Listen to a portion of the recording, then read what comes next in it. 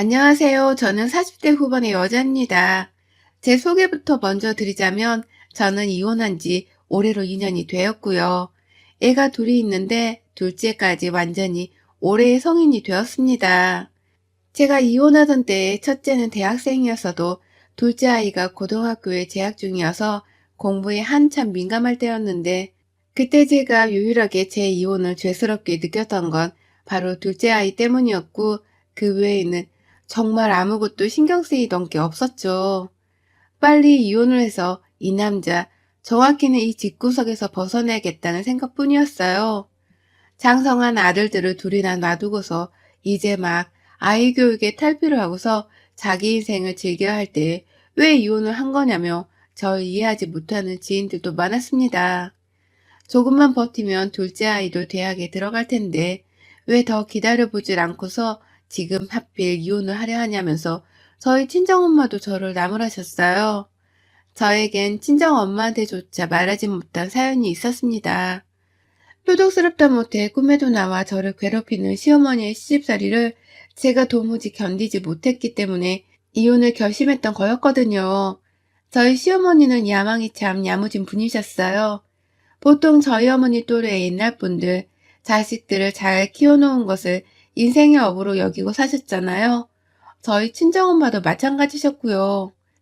딱히 본인의 직업을 가지고 있지 않은 이상은 자식들이 커서 결혼하고 손주 나와 얼굴을 보여주는 그 맛에 행복을 느끼고 사셨는데요. 제 시어머니는 전혀 그런 쪽이 아니셨어요.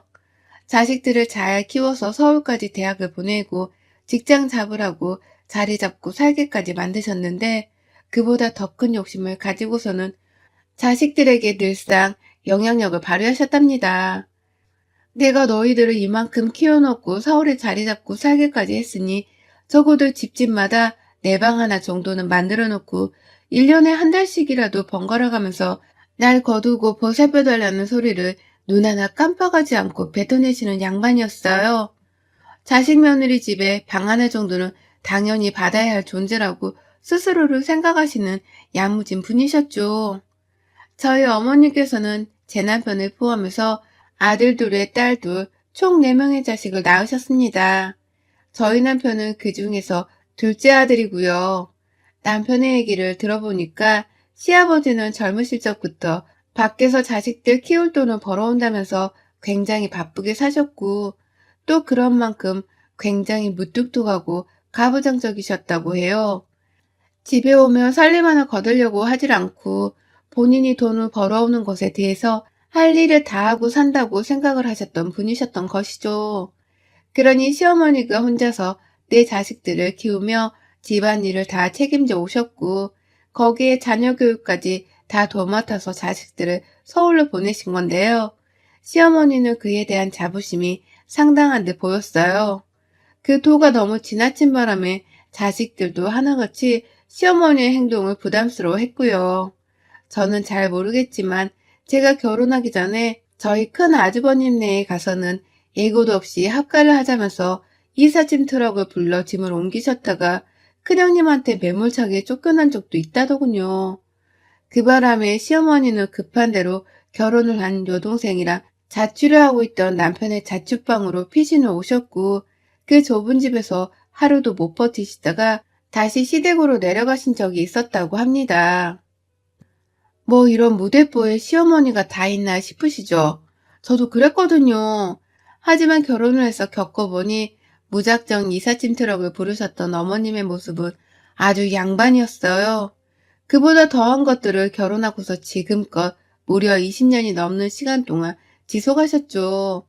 제가 결혼을 해서 며느리로 들어오자 큰형님께 다 못하고 살았던 시집살이를 대신 시켜보겠다면서 그 먼 시댁에서 서울 저희 집까지 찾아오셔서는 방 하나를 차지하고선 한 달이고 두 달이고 쉬다 가시는 양반이었습니다. 저 임신하고 배가 불러왔을 때에도 저한테 일거리 하나를 더 시키겠다며 굳이 배추김치 한 박스를 보내셔서는 시누이들한테 하나하나 나눠주라고 심부름을 시키시던 분이셨어요. 멸치를 한 박스 보내셔서는 멸치 똥까지 다 빼고선 가루로 갈아서 시누이들한테 나눠주라고 하신 적도 있었고 굳이 당장 필요가 없는 마늘 한 박스를 보내서는 또 시누이들을 나눠주라 하기도 하셨죠. 당장 저희 집에 음식을 저장할 냉장고 공간이 충분하지 않았기 때문에 저는 냄새나고 썩는 걸 방지하라고 시어머니 말씀을 바로 들을 수밖에 없었답니다. 그런 식으로 대학에 다니고 있던 시누이들의 뒷바라지를 결혼하고 난 후 같이 서울에 살고 있던 제가 다 했어요. 큰형님은 시어머니가 뭘 하든 바쁘다며 무시를 하고 모른 척을 했는지라 어머님의 화살은 계속해서 만만한 저에게로 쏠릴 수밖에 없었습니다. 그러다가 결혼 4년 차에 형님이랑 시어머니가 아예 대판 싸우시고는 형님께서 시어머니를 다시는 안 본다며 통보를 하고 난 후 어머님은 더욱 모질도록 저를 괴롭히셨네요. 둘째 며느리인 저마저도 자신을 모른 척하면서 안 보겠다고 할까 싶어서 더욱 근엄하고 무섭도록 저에게 시집살이를 시키셨어요. 제가 겁을 먹고 대들지 못하도록 하기 위해서 말입니다. 성격 자체가 화를 막 내지도 못하고 그냥 수동적이었던 저는 형님이 너무 부러웠고 또 살면 살아볼수록 형님의 선택이 옳았다는 것을 더 절실히 깨달았어요. 시어머니는 며느리를 사람으로 대접해주지 않는 분이시기에 차라리 안 보고 사는 게 정신건강에 좋다는 것을 깨달아간 것이었죠. 하지만 남편은 점점 자기 아버지를 닮아가는 건지 일하느라 바쁘다며 저를 나몰라라 하고 아이들을 아이들대로 아들들이라서 그런지 자기 공부를 하고 자기 인생을 사는데 더욱 신경을 쓰고 살더라고요. 그 가운데에서 저 혼자 남아서는 자꾸만 연락해오고 집으로 찾아와 제 마음을 들쑤시는 시어머니를 상대해야 했습니다. 제 나이가 40이 훌쩍 넘어서까지도 시어머니의 시집살이는 계속되었고요. 음식을 만들어 나눠주고 생일상까지 차려주라고 하는 등 어머니께서는 결혼해서 잘 사는 시누이들의 뒤치다거리를 최근까지도 제게 심부름시키셨어요. 큰며느리가 아직도 연락을 안 하려고 하니 네가 대신 큰며느리 역할을 다 해야 하는 거다. 네 도리는 똑바로 하고 살아. 라고 하시면서 오만 시댁 식구들의 뒤치다거리는 저에게 다 일임을 하셨어요. 하다못해 시누이 아들의 선물을 골라 사서 보내주는 잡일까지 말입니다. 그런데도 불구하고 제 남편이나 시누이들은 싸가지가 없어서는 고맙단 말 한마디도 제대로 하질 않았죠. 심지어 가장 막내인 작은 시누이는 제가 자신의 종이라도 되는 줄 아는 건지 때만 되면 저한테 연락이 와서는 김치 안 줘요? 멸치 안 줘요? 라고 하면서 음식 보내주는 걸 아주 당연스레 생각하기 시작했답니다. 그 소리를 몇 번 들으니 저도 이게 얼마나 심각한 상황인 건지를 알겠더라고요. 내가 진짜 이 집 구석에 딱 그 정도밖에 안 되는 존재이구나 싶었던 것이죠. 그나마 유일하게 저를 이해해주는 건 큰형님 한 사람뿐이었습니다. 아직도 그러고 사냐고 빨리 시어머니랑 인연을 끊으라고 닥달을 하면서 유일하게 제 마음을 헤아려 주시는 분이 바로 형님이셨죠. 형님께 그런 소리를 몇 번 듣다가 결국 제가 이혼을 했어요. 형님이 그만 좀 사서 고생하고 살라고 하는데 생각을 해보니까 형님이 너무 부럽더라고요. 아주버님은 형님을 위해서 자기 엄마랑 와이프가 결혼을 하고 살아도 그냥 다 이해를 해주고 편을 들어주면서 살고 있는데 왜 우리 남편은 내가 힘든데도 불구하고 날 일이 나몰라라나 싶어서 말입니다.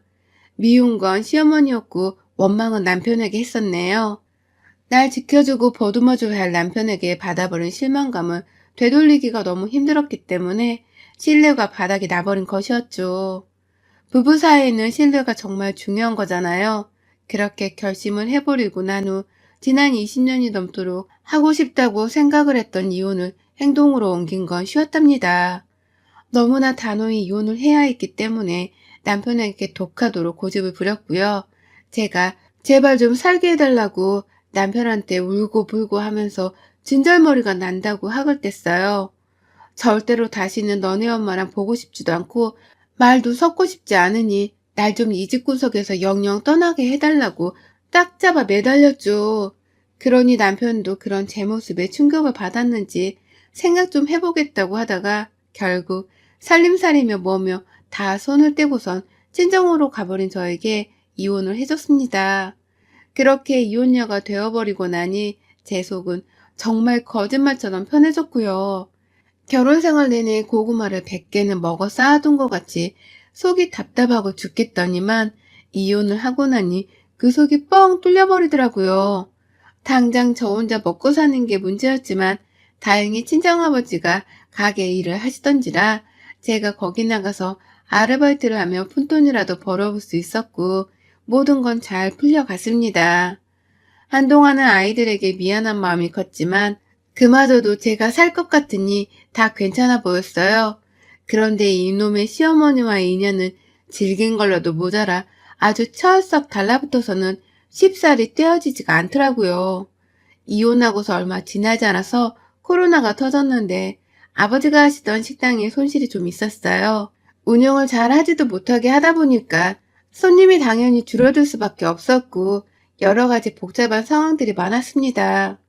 이혼을 한 마음에 가벼움도 잠시 아버지 사업이 걱정이 되어서 또 마음 한켠이 불안해졌는데 정말 핸드폰을 보고도 믿겨지지가 않았네요. 시어머니가 전화를 걸어오셨더라고요. 이혼하는 마당에 너무 정신이 없어서 제가 미처 그 번호를 차단해야겠다는 생각을 못했었는데 어머님이라고 적힌 번호로부터 전화가 걸려왔어요. 이혼하던 당시에 미안하다 사과 한 번 없었던 양반인데 전화를 해선 그러더라고요. 네 시아버지 아프시다 병원에 좀 와라 라고 말입니다. 이젠 시아버지도 더 이상 아닌데 병원에 오라는 건 당초에 무슨 소리이신 건지 정말 짜증이 났죠. 근데 또 제가 미련스럽게 그 병원에 갔어요.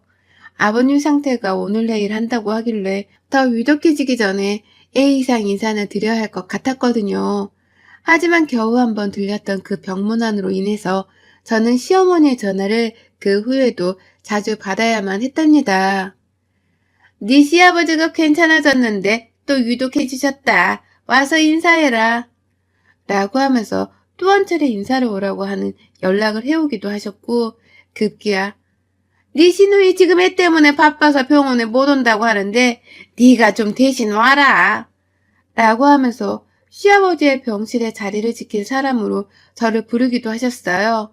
너무 당연하도록 시누이 혹은 네 시아버지라는 호칭을 쓰면서 저를 여전히 며느리인 취급을 하셨고요. 그리고 전 당연히 이런 시어머니의 부름에 단 한 번도 찾아가지 않았습니다. 처음 병문안을 A상 찾아갔었으나 그 후에는 제가 또 찾아갈 이유가 전혀 없었고요. 그래도 시어머니가 언젠가 나한테 시집살이를 한 것에 대해서 미안하다고 사과를 하실 줄 알고서는 전화를 잘 받았는데 역시나 사과는 한마디도 없었습니다. 늘 시아버지 병문안을 오라는 뻔뻔한 소리일 뿐이었죠. 그러니 저도 그 짓을 거의 5번이 넘도록 받다가 시어머니의 번호를 칼같이 차단해버렸어요. 전 남편한테도 오랜만에 전화해서는 시어머니 욕을 한 바가지 하면서 다신 병간으로 연락 못하게 하라며 큰 소리를 쳤고요. 그러다가 지난 11월 첫 주 시아버지가 돌아가셨어요. 둘째 아들의 말을 전해 들어보니 병원에서 오래도록 입원해 계시다가 집에서도 요양을 오래 하셨다고 하더라고요. 집에 있는 며느리들이 죄다 시어머니 때문에 하나는 결혼하고 하나는 이혼한 바람에 시누이들이 나서서 시아버지 간호를 했는데 막판에는 저희 남편 집으로 시어머니랑 시아버지가 다 와서는 병치레를 하고 간호를 하며 사셨다고 해요. 그러니 저도 시아버지 돌아가셨을 때에 아들의 연락을 바로 받을 수 있었고요. 그리고 전 최소한의 도리만 지키고자 했습니다.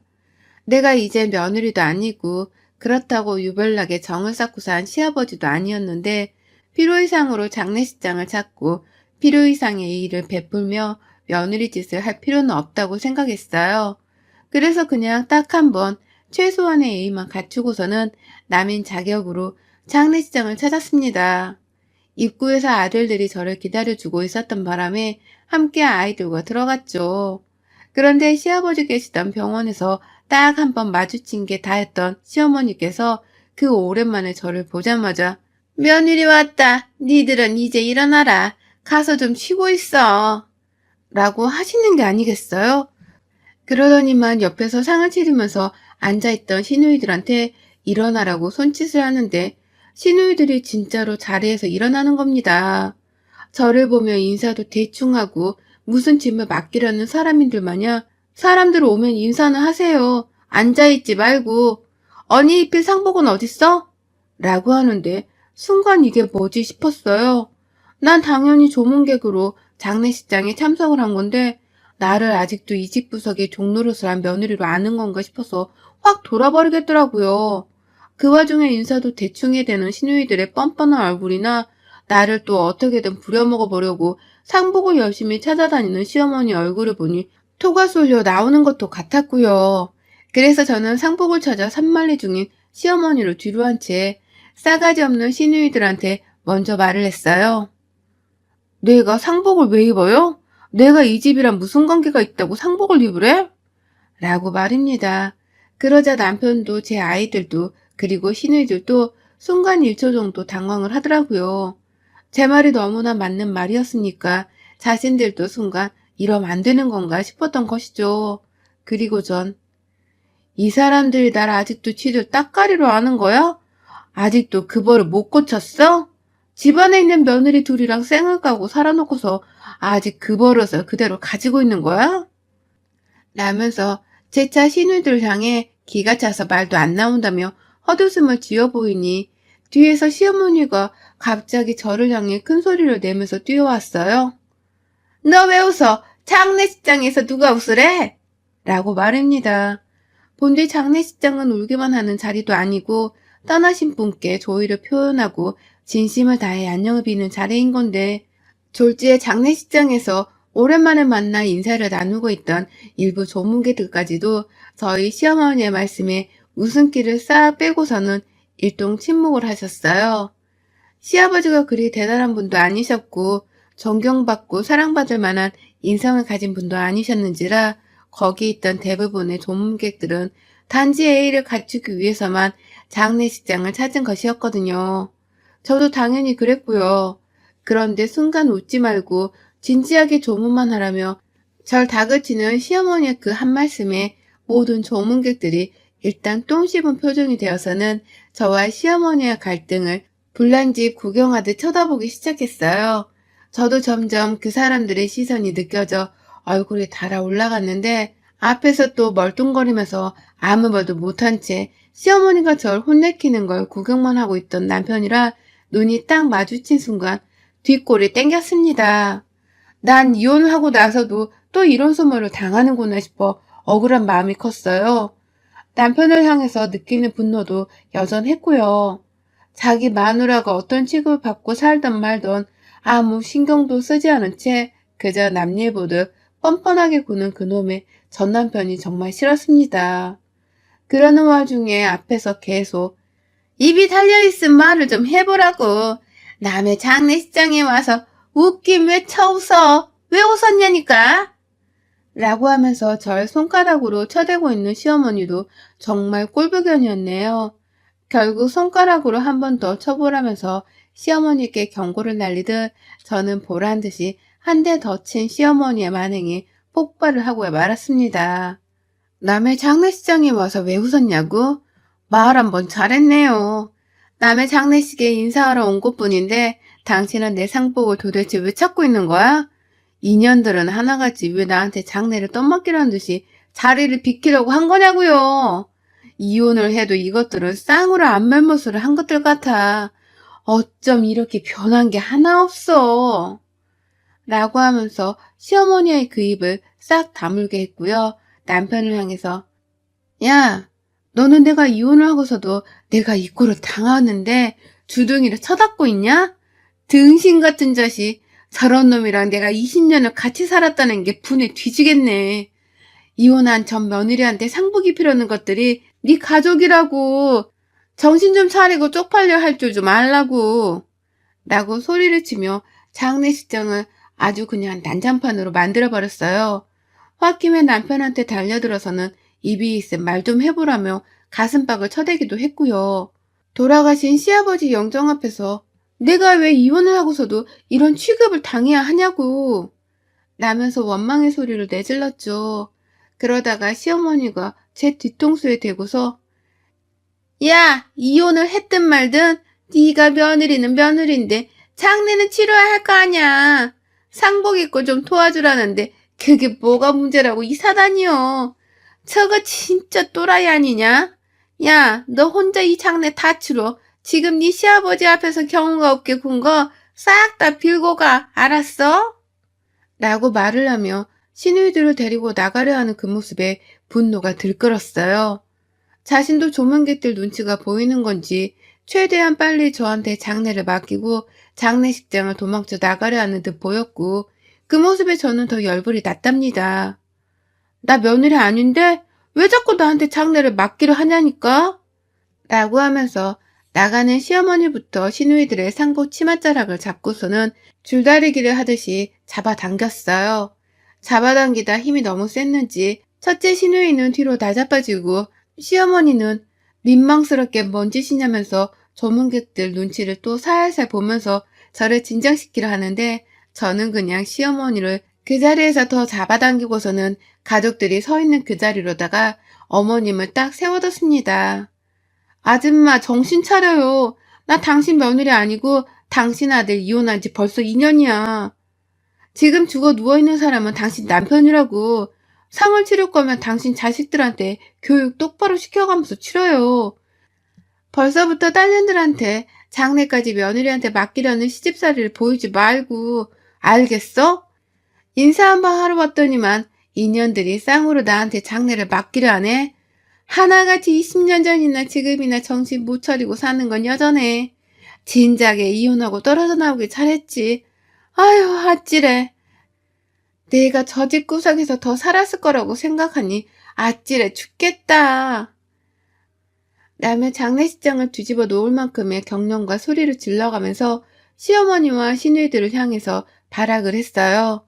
그 와중에도 변하지 않는 우리 남편은 심장이 쫄깃거리는지 어쩔 줄을 모른 채 집안의 난동을 지켜보며 한숨만 푹 쉬고 있었고요. 급기야 참다 저희 큰아들이 나서서는 남편한테 남자며 가정일 좀 똑바로 교통정리하세요. 이 사단이 났는데도 아빤 가만히 있고 싶어요? 라면서 원망의 소리를 치더라고요. 저렇게 살지 않을 거라는 듯이 지 아버지를 한심한 듯 쳐다보는데 그런 아들의 표정을 읽은 건지 남편의 얼굴이 붉어져 갔어요. 그리고 저한테 뭐라 말이라도 걸어보려는지 제 얼굴을 쳐다보며 입을 쑥 내밀었는데 전 그저 할 일을 마저 다 하기로 했습니다. 지겨운 시집것들 이혼하고서도 이 지랄이네. 아이고 내 팔자야. 라고 하면서 한참을 더 남의 장례식장 안에서 난동을 피우다가 급기야 보다 못하고 나선 다른 조문객들의 손에 끌려 장례식장을 나왔어요. 그 길로 저도 사람인지라 쪽이 빨려서 바로 아들들이랑 택시를 타고서는 장례식장을 아예 벗어났고 남편은 자꾸만 큰아들한테 전화를 거는데 아들은 그냥 다 꼴도 보기 싫어 죽겠다 라고 하면서 핸드폰을 꺼버리더라고요. 그 길로 저희 애들은 제 친정에 와서 하룻밤 묵고서는 다음날이 되어서야 늦지막히 할아버지 장례식장에 갔고요. 저희 큰아들은 원래도 알고 있었으나 그날 자신의 아빠가 얼마나 무능하고 모자란 남편인지를 새삼 깨달았던 듯해요. 갑자기 비혼을 선언하네요. 한참 젊은 나이의 청춘이 아들이 말입니다. 제가 안 좋은 결혼 생활을 자식한테 보인 바람에 이 아이가 이렇게 비혼을 선언한 게 아닌가 싶어서 미안함도 크고 괜히 이게 다 저 때문인 것 같아서 저도 마음만은 절대로 편하지 못하답니다. 남의 장례식장에서 그 난리를 피운 게 절대로 자랑스럽지도 않고요.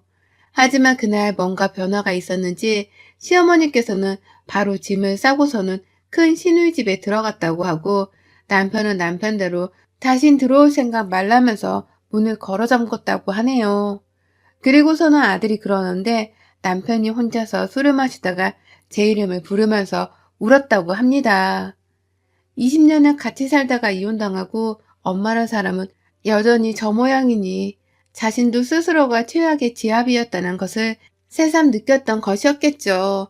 그나저나 시어머니는 남편보다 더 재수가 없고 못된 큰 시누이네 집에서도 사위 눈치를 분명 봐야 할 텐데 그 집에서 얼마나 버티다가 오도 가도 못하고서는 결국 시댁으로 내려가실지 너무 궁금하네요.